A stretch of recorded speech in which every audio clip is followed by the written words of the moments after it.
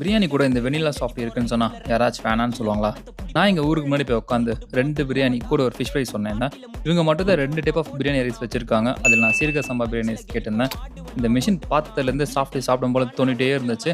சரி வாங்க, இந்த பிரியாணி பேஸ் ஒன்று தான். மேலே வச்சுக்க சிக்கன் கிரேவி தான் டிஃப்ரெண்ட்டாக இருக்கும். இதில் ஒன்று மசாலேதா பிரியாணின்னு சொன்னாங்க. அது எதுவும் கண்டுபிடிச்சி கமெண்ட்டை சொல்லுங்கள். இது கபாப்னு சொன்னாங்க, ஆனால் எனக்கு சிக்கன் கிரேவி மாதிரி தோணுச்சு. பட் சிக்கன் நல்லா சாஃப்டாக இருந்துச்சு. சாப்பிட டேஸ்ட் நல்லா இருக்குது, பட் ஸ்பைஸ் லெவல் கொஞ்சம் அதிகமாக இருந்தது. இந்த ஃபிஷ் 65 பட் நேமிங் தான் டிஃப்ரெண்ட்டு, ஆனால் பக்கா 65 டேஸ்ட் இது. இவங்க ஸ்பெஷலி இந்த மசாலேதா பிரியாணி பார்க்க அப்படியே ஸ்பைஸியாக தெரியுதுல, ஆனால் அதுதான் இல்லை. இந்த பிரியாணியில் கொஞ்சம் தேடினா தான் பீஸ் கண்டுபிடிக்க முடியும். ஏன் சொல்கிறேன்னா, அந்த பீஸ்லாம் ரொம்ப குட்டியாகவே இருந்தது. உங்களுக்கு பார்த்தாவே தெரியும் அது, ஆனால் நல்லா தான் வெந்துருந்துச்சு. பட் மசாலா அந்த கிரேவியில எனக்கு டேஸ்ட் டிஃபரன்ஸ் கண்டுபிடிக்க முடியல. சாப்பிடும்போது 2 பிரியாணியும் ஒரே மாதிரி டேஸ்ட் தெரிஞ்சது எனக்கு. ரெண்டுமே வேற டேஸ்ட் வரும்னு நினச்சி தான் இந்த பிரியாணி வாங்கினேன். அதுக்கப்புறம் இந்த வெனிலா சாஃப்ட் 30 rupees போத்து தான் சொல்லுவேன். செம்ம சூப்பராக செம்ம கிறிஸ்பியாகவே இருந்துச்சு. இதெல்லாம் எங்கன்னு பார்த்தீங்கன்னா மனிஷ் தம் பிரியாணி ஈக்கார் தங்களுக்கு. நீங்களும் வந்து ட்ரை பண்ணி பாருங்கள். உங்களுக்கு எது பிடிச்சிருக்கு வந்து கமெண்ட்டை சொல்லுங்கள்.